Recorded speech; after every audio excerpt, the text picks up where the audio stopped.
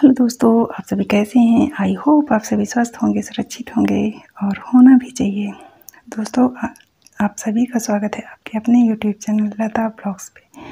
दोस्तों, आज हम देखते हैं गीता के 5वें अध्याय का महात्म्य।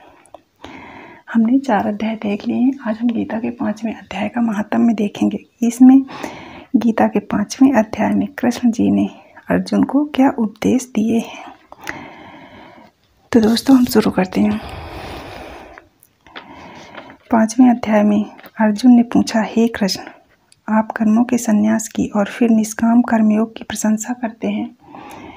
इसलिए इन दोनों में एक जो निश्चय किया हुआ कल्याण कारक होवे उसको मेरे लिए कहिए। इस प्रकार अर्जुन के पूछने पर श्री कृष्ण महाराज बोले, हे अर्जुन, कर्मों का संन्यास अर्थात कर्मों का संन्यास क्या है? मन, इंद्रियों और शरीर द्वारा होने वाले संपूर्ण कर्मों में कर्तापन का त्याग, मतलब इन सब का त्याग करना ही कर्मों का संन्यास है। और निष्काम कर्मयोग अर्थात समत्व बुद्धि से भगवत अर्थ कर्मों को करना, ये दोनों ही परम कल्याण के करने वाले हैं। परंतु उन दोनों में भी कर्मों के संन्यास से निष्काम कर्मयोग साधन में सुगम होने से श्रेष्ठ हैं। इसलिए हे अर्जुन, जो पुरुष न किसी से द्वेष करता है, द्वेष मतलब कोई ईर्ष्या भाव नहीं रखता, और न किसी की आकांक्षा करता है, न ही किसी चीज़ को पाने की इच्छा रखता है, वो निष्काम कर्मयोगी सदा सन्यासी ही समझने योग्य है।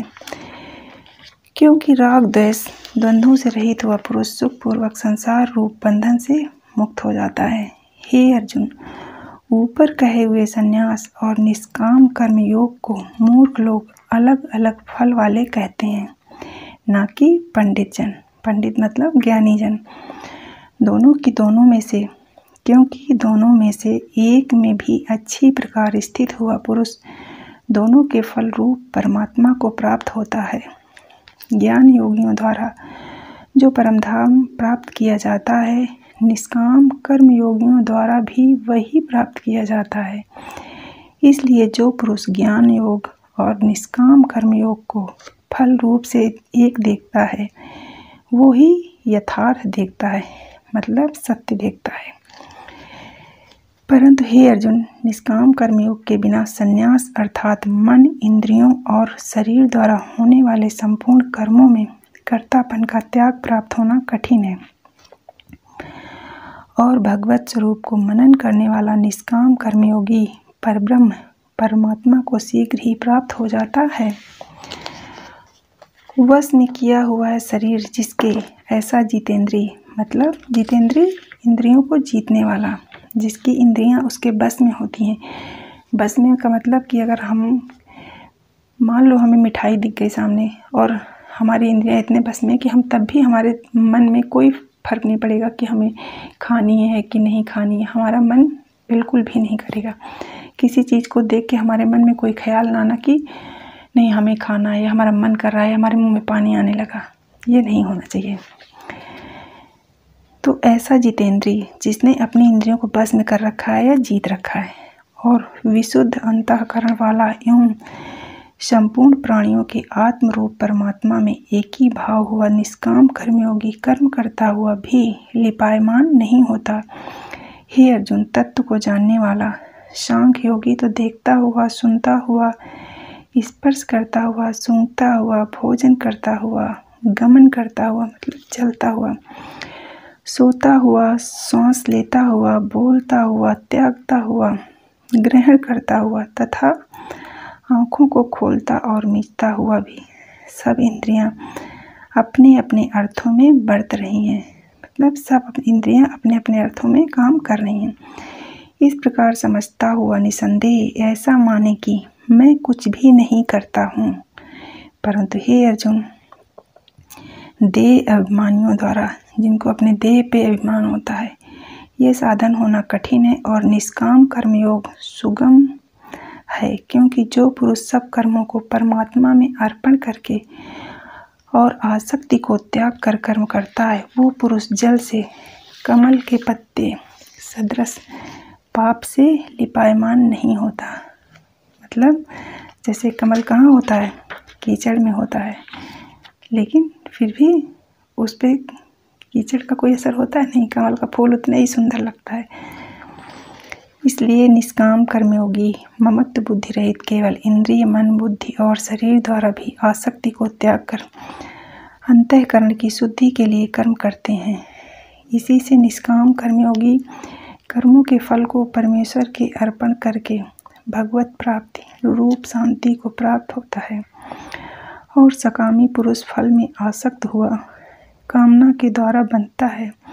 इसलिए निष्काम कर्मयोग उत्तम है, मतलब निष्काम कर्मयोग उत्तम माना गया है।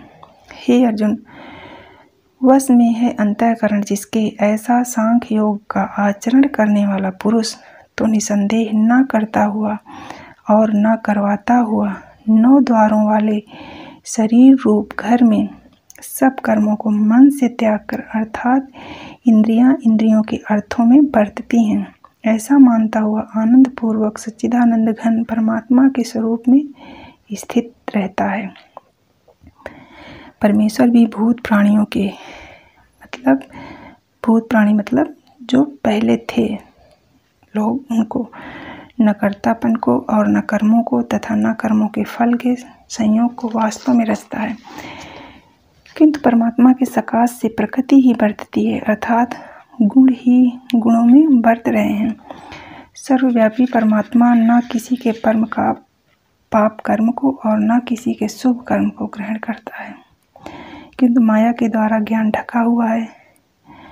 इससे सब जीव मोहित हो रहे हैं, परंतु जिनका वो अंतःकरण का अज्ञान आत्मज्ञान द्वारा नाश हो गया है, उनका वो ज्ञान सूर्य के सदृश सच्चिदानंद घन परमात्मा को प्रकाशता है, अर्थात परमात्मा के स्वरूप को साक्षात कराता है। हे अर्जुन, तद्रूप है बुद्धि जिनकी तथा तद्रूप है मन जिनका, और उस सच्चिदानंद घन परमात्मा में ही निरंतर एक ही भाव से स्थित जिनकी, ऐसे तत्परायण पुरुष ज्ञान के द्वारा पाप रहित हुए अनुपुनरावृत्ति अर्थात परम गति को प्राप्त होते हैं। ऐसे वे ज्ञानी जन विद्या और विनय युक्त ब्राह्मण में तथा गौ, हाथी, कुत्ते और चांडाल में भी समभाव से देखने वाले ही होते हैं, मतलब सब में उनको समान चीजें ही दिखती हैं। इसलिए जिनका मन समत्व भाव में स्थित है, उसके द्वारा इस जीवित अवस्था में ही संपूर्ण संसार जीत लिया गया, अर्थात वे जीते हुए ही संसार से मुक्त हैं, क्योंकि सच्चिदानंद घन परमात्मा निर्दोष और सम है। इससे वे सच्चिदानंद घन परमात्मा में ही स्थित हैं। जो पुरुष प्रिय को अर्थात जिसको लोग प्रिय समझते हैं उसको प्राप्त होकर हर्षित नहीं हों, और अप्रिय को अर्थात जिसको लोग अप्रिय समझते हैं उसको प्राप्त होकर उद्वेगवान न हों, ऐसा स्थिर बुद्धि संशय रहित ब्रह्मवेत्ता पुरुष सच्चिदानंद घन परब्रह्म परमात्मा में एक ही भाव से नित्य स्थित है।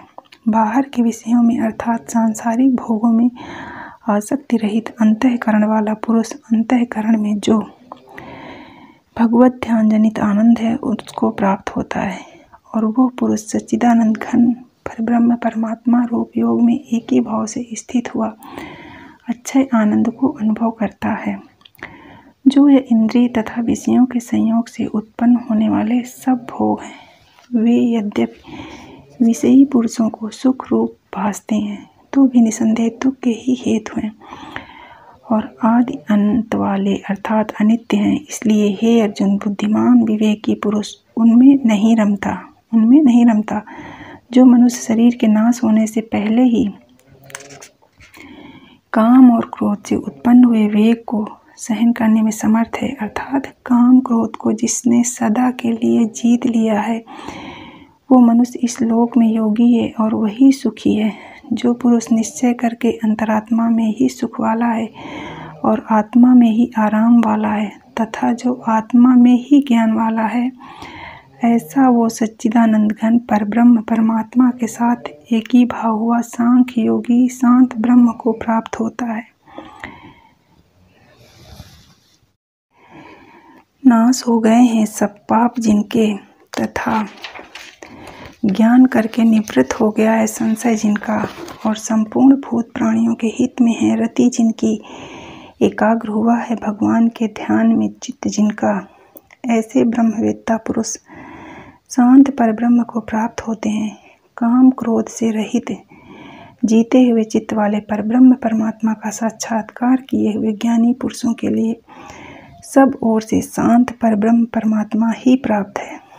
हे अर्जुन, बाहर के विषय भोगों को न चिंतन करता हुआ बाहर ही त्याग कर और नेत्रों की दृष्टि को भ्रकुटी के बीच में, भ्रकुटी के बीच में मतलब जो हमारी दोनों भौहें होती हैं, जो उनके बीच का स्थान होता है उसको क्या बोलते हैं, भ्रकुटी के बीच में स्थित करके तथा नासिका में विचरने वाले प्राण और अपान वायु को सम करके जीती हुई हैं इंद्रियां, मन और बुद्धि जिसकी, ऐसा जो मोक्ष परायण मुनि इच्छा भय और क्रोध से रहित है वो सदा मुक्त ही है।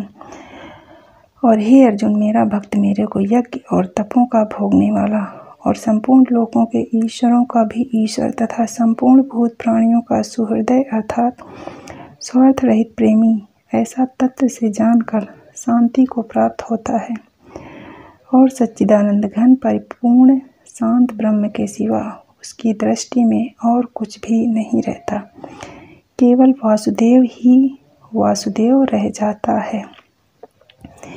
वासुदेव शब्द कृष्ण के लिए यूज किया गया है यहाँ पे, और जो वसुदेव शब्द होता है वो जो कृष्ण जी के पिता थे उनके लिए यूज किया जाता है, ये आप ध्यान रखना। तो यहाँ पे कहा गया है कि वो केवल वासुदेव ही वासुदेव रह जाता है। तो ये इसमें कर्म संन्यास का योग बताया गया है। हमारे 5वें संवाद में जो कृष्ण और अर्जुन जी के बीच में जो संवाद चल रहा है इस 5वें अध्याय में, उसमें कर्म संन्यास योग के बारे में बताया गया है। तो दोस्तों, ये था हमारे 5वें अध्याय का महात्म्य। थैंक यू दोस्तों।